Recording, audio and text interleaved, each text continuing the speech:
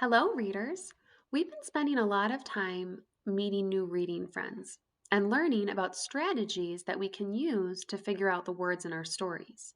Today, we're going to spend some time talking about retelling because we know that after readers finish a book, they talk about the story.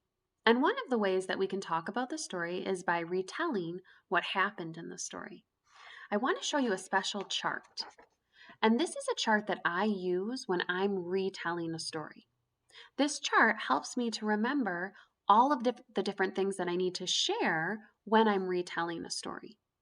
And I love that it's a hand because I can hold up my own hand and I can remember all of the different parts of the story that are important to share. So let's look at the chart closely. You'll notice on the thumb, they have a picture of the characters. It's important when we talk about a story to share who the characters were. Then you'll notice on the second finger, can you wiggle your second finger? On that pointer finger, it says setting. The setting is where the story took place. Lots of times when we retell a story, we talk about where the story took place, the setting of the story. You'll notice on that third finger, it says problem.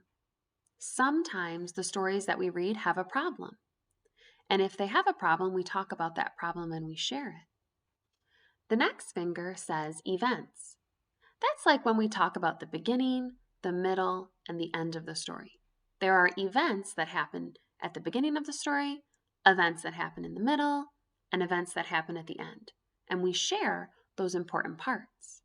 And can you wiggle your pinky? The pinky says solution. So if your story had a problem, we talk about the solution to that problem, how the problem got solved. And you'll notice this heart here, right in the middle of the hand. And that heart says connections. Because a lot of times when we're reading, we might say things like, oh, that reminds me of, or, oh, something like that happened to me. So a lot of times when you're reading, you make a connection to your own life in the story. And readers love to share the connections that they make. So today, we're going to practice retelling with a story that we've read before. We're going to reread The Big Bone together. And then after we read it, we're going to practice using this chart to retell what happened in The Big Bone. Do you think you can help me? Okay, here we go. Let's reread The Big Bone.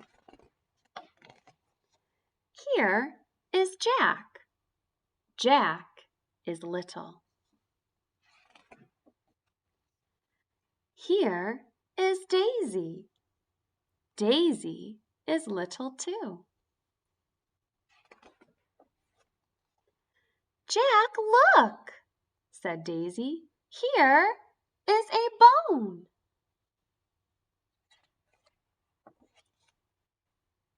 Jack looked at the bone. Wow, said Jack. It is a big bone. I like bones, said Daisy. We can eat the bone. Jack looked and looked at the bone. The bone is too big, said Jack. It is too big to eat. Oh no, said Daisy. The bone is not too big for you and me. Okay, readers, let's practice retelling The Big Bone. So I want you to take a minute, look at our chart, think about who the characters were, think about the setting where the story took place, think about if the story had a problem, the different events that happen in the beginning, middle, and end, and if there was a solution. Do you think you can practice first retelling that story out loud to me? And as you're retelling what happened in the story, see if you can practice sharing some of those different parts on our chart today. Go ahead, give it a try first.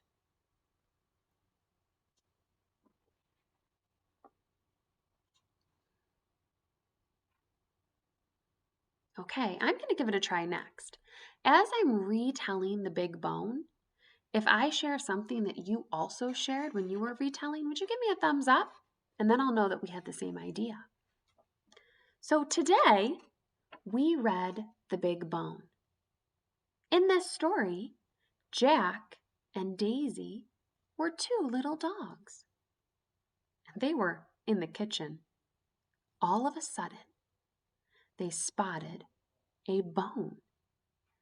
And Daisy was telling Jack, "Come look at this bone." But when Jack saw the bone, he was thinking, "Wow, that is a big bone." And he thought that that bone was too big to eat. That was a problem. Jack did not think that he could eat the bone. But then Daisy said, "Oh no, Jack." She decided that the bone was perfect for sharing. And if they both ate it together, it wouldn't be too big. Were you giving me a thumbs up as I was sharing different parts of the story? When I was retelling today, did I talk about who the characters were? Did I share their names? Did I talk about where the story took place? What did I say? Where was the setting? The kitchen. Yeah, we could see in the picture that it looked like they were on the floor somewhere. And I thought it must be the kitchen because usually the kitchen is where we find food in our house. Did I talk about what the problem was? What was the problem?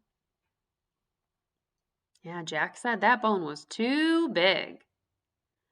Did I talk about different events? Did I share some things that happened in the beginning, middle, and the end? Some of those things that they said? And what about that solution? Did I talk about how Daisy helped Jack to solve that problem? She said they could eat it together. Now, I didn't make a connection as I was reading. I didn't share one with you. Did you make a connection as you were reading today? Did this story remind you of something from your life?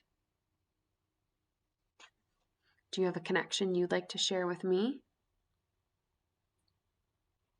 Well, when I was reading this story, it kind of reminded me of when we take Annabelle to get ice cream. And the first time we took her to get ice cream, she got a scoop of chocolate in a dish. And she thought that it was really large. And so Mr. Martisevich and we shared that ice cream with her.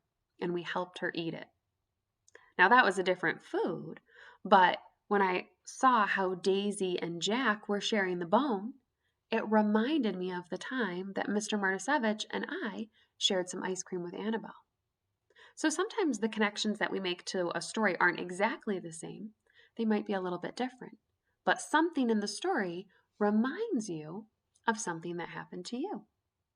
So readers, you can take this chart and you can print it out. And you can put this chart somewhere in your home where you read.